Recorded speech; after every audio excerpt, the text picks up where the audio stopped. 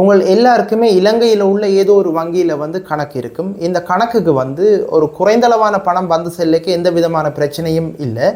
ஆனால் திடீரென்று ஒரு அளவுக்கு அதிகமான ஒரு தொகை வந்து உங்களுடைய கணக்கில் வைப்பிலிடப்பட்டு எடுக்கப்படுமாக இருந்தால் நீங்கள் இலங்கையின் நிதி குற்றவியல் பிரிவினரால் வந்து விசாரிக்கப்படுவதற்கான வாய்ப்புகள் வந்து இருக்குது. தற்போது வந்து நிறைய பேர் இந்த பிரச்சனையை வந்து முகம் கொடுக்கிறார்கள். அதனால தான் ஒரு விழிப்புணர்வு பதிவாக வந்து இந்த காணொலியை வந்து நான் வெளியிடுறேன். உங்கள் எல்லாருக்குமே ஏதோ ஒரு வங்கி கணக்கு இருக்கும். இந்த வங்கி கணக்கை வந்து நீங்கள் மட்டுமே பயன்படுத்துறது இல்லை, நீங்கள் வேறு யாருக்காவது உதவி செய்கிறதுக்காக வந்து இந்த கணக்கு இலக்கத்தை வந்து பயன்படுத்துவீங்கள். உங்களை வேறு யாராவது கேட்பார்கள், நான் உங்களுடைய கணக்கில் வந்து இந்த அமௌண்ட்டை போடுறேன், நீங்கள் எடுத்து தாரீங்களா அப்படின்னு சொல்லி கேட்பார்கள். நீங்களும் அவர்களுக்கு உதவி செய்வதாக நினைச்சு நான் எடுத்து தாரேன் அப்படின்னு சொல்லி ஒரு பாரிய அளவான தொகையை வந்து எடுத்து கொடுப்பீர்கள். இது வந்து உண்மையிலேயே இலங்கையின் சட்ட விதிமுறைகளுக்கு வந்து ஒரு பிழையான விடயமாக வந்து காணப்படுறதால இலங்கையின் நிதி குற்றவியல் பிரிவினர் வந்து தற்போது சகல கணக்கு இலக்கங்களையும் ஆராய்ந்து இப்படி நீண்ட காலங்களாக தொடர்ச்சியாக அதிகளவான பணம் வந்த கணக்கு உரிமையாளர்களை வந்து தற்போது விசாரித்து வருகின்றார்கள். நிறைய பேர் இந்த விசாரணைக்கு வந்து முகம் கொடுக்கிறார்கள். அந்த ஒரு சில அனுபவ பகிர்வுகளை வச்சு கொண்டு தான் நான் இந்த காணொலியை வந்து வெளியிடுறேன். இதில் மிக முக்கியமான விடயம் என்னென்னு சொல்லி சொன்னால், பதிவு செய்யப்படாத இந்த பிஸ்னஸுகளில் ஈடுபடுகின்ற நபர்களில் வந்து இந்த விசாரணைகள் வந்து மேற்கொள்ளப்பட்டிருக்குது. அதாவது இந்த சர்ப்ரைஸ் கிஃப்ட் போன்ற நடைமுறைகளை பின்பற்றுபவர்களுக்கு வந்து வெளிநாடுகளில் இருந்து அதிகளவான பணம் வந்து வந்திருக்கும். இந்த பணம் என்ன நோக்கத்துக்காக வந்தது அப்படி என்று சொல்லி வந்து இந்த நிதி குற்றவியல் பிரிவினரால் வந்து விசாரணைகள் மேற்கொள்ளப்பட்டிருக்குது.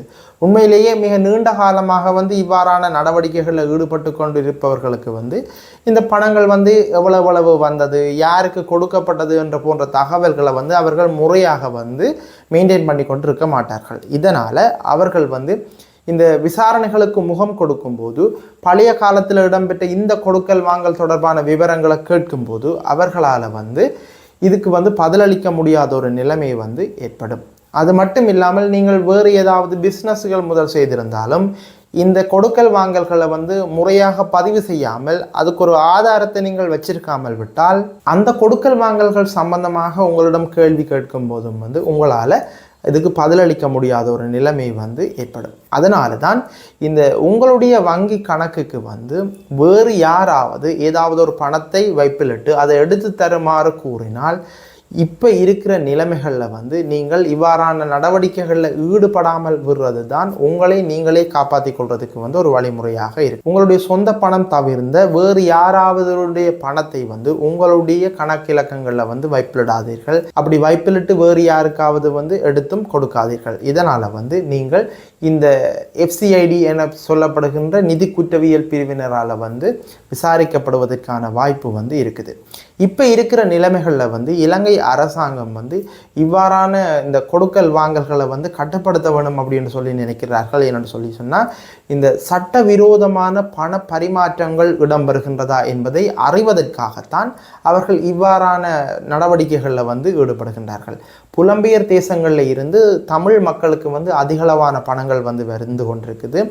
இந்த பணங்கள் தொடர்பில் வந்து நிறைந்தளவான விசாரணைகள் வந்து நடத்தப்பட்டு கொண்டிருக்குது. எனவே தான் இந்த பணங்கள் வருகின்றது என்று சொல்லி சொன்னால் அதுக்காக நீங்கள் வந்து ஒரு பதிவை வந்து மேற்கொள்வது வந்து உங்களுக்கு எதிர்காலத்தில் ஏதாவது ஒரு பிரச்சனை ஏற்படும் பொழுது அது சம்பந்தமான விளக்கத்தை சொல்கிறதுக்கு வந்து அது ஒரு உதவியாக வந்து அமையும். எனவே தான் உங்களுடைய கணக்கிலக்கங்களுக்கு வந்து அதிகூடிய தொகைகள் வந்து வந்தால் அது என்னத்துக்காக வந்தது, எப்போ வந்தது, அது நீங்கள் என்ன செய்தீர்கள் போன்ற விடயங்களை வந்து நிச்சயமாக அதை ஒரு இடத்தை எழுதி வைக்கிறதுன்னு எல்லாம் என்னோட சொன்னால் இப்படியான விசாரணைகளுக்கு முகம் கொடுக்க வேண்டி ஏற்பட்டால் அது தொடர்பான தகவல்களை வந்து நீங்கள் துல்லியமாக வழங்கக்கூடிய மாதிரி இருக்கும். இப்படி பதிவு செய்யாமல் விட்டால் ஒரு குறிப்பிட்ட காலத்திலே வந்து எங்களுக்கு சம்பவங்கள் வந்து மறந்து போயிடும். அது சம்பந்தமான கேள்விகளை எங்கள்கிட்ட கேட்கும்போது வந்து அதுக்கு பதிலளிக்க முடியாத ஒரு நிலைமை வந்து ஏற்படும். எனவே தான் இது தொடர்பில் வந்து நீங்கள் சரியான கவனமாக இருக்க வேண்டும். இலங்கை அரசாங்கம் வந்து இப்போ இந்த டின் இலக்கத்தை வந்து முறையாக நடைமுறைப்படுத்தி கொண்டு வருகிறது.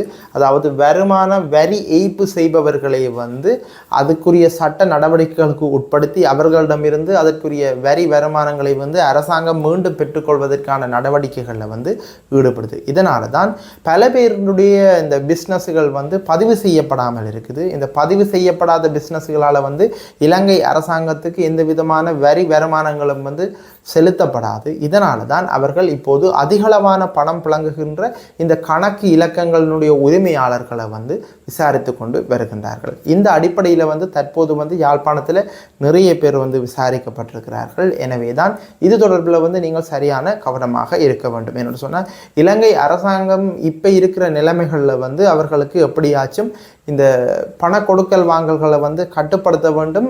இந்த வரியை பெற்றுக்கொள்வதற்காக சட்டவிரோதமான முறையில் வந்து நிறைய கொடுக்கல் வாங்கல்கள் நடைபெற்று கொண்டிருக்குது. இதனால் இலங்கை அரசாங்கத்துக்கு வந்து வரி வருமானம் வந்து இழக்கப்பட்டு கொண்டிருக்குது. இதனை அடிப்படையாக கொண்டு தான் அவர்கள் வந்து இந்த மாதிரியான ஒரு நடைமுறையை வந்து தற்போது பின்பற்றி கொண்டு வருகின்றார்கள். சட்ட ரீதியான தொழில்களில் ஈடுபட்டிருப்பவர்களுக்கு வந்து எந்த விதமான பிரச்சனைகளும் இருக்காது.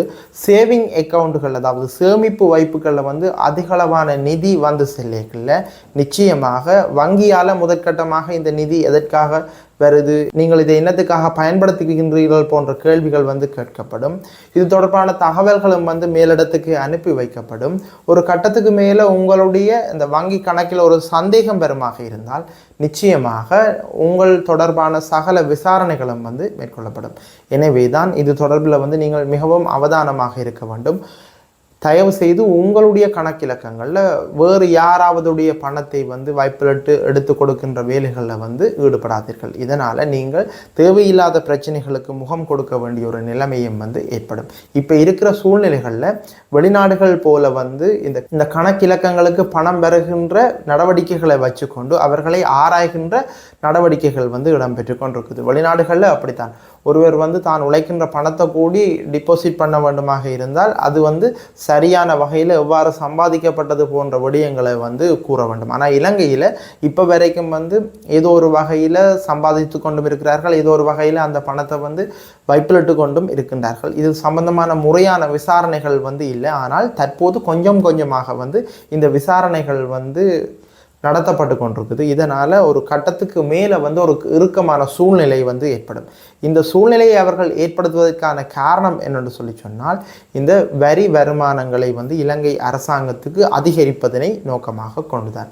எனவே தான் இவ்வாறான கொடுக்கல் வாங்கல்கள், அதாவது வேறு ஆட்களின் இந்த காசுகளை வந்து நீங்கள் பெற்று அது சம்பந்தமான கொடுக்கல் வாங்கல்களை வந்து மேற்கொள்கின்றீர்கள் என்று சொல்லி சொன்னால் நிச்சயமாக நீங்கள் இது தொடர்பில் அவதானமாக இருக்க வேண்டும்.